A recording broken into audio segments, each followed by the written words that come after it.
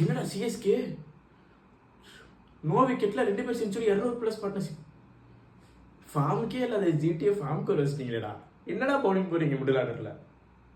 So play off போக முடியாதா? டோனியோட கடைசி மேட்ச் சேப்பாங்கள பார்க்கலாம்னு நினச்சேன். போச்சா?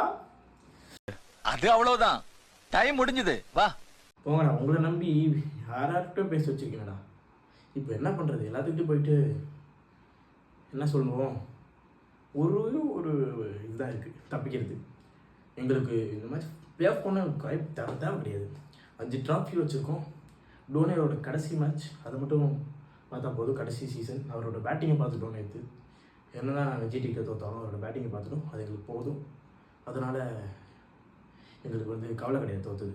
ஓகே, இதை மட்டும் நாங்கள் சொல்லி தப்பிச்சிருவோம். தப்பிக்கிறதுக்கு ஒரு வாய்ப்பு இதுதான். நம்ம தலைவரோட கடைசி சீசன் இருக்கனால தப்பிச்சிருவோம். பிளே ஆஃப் போடி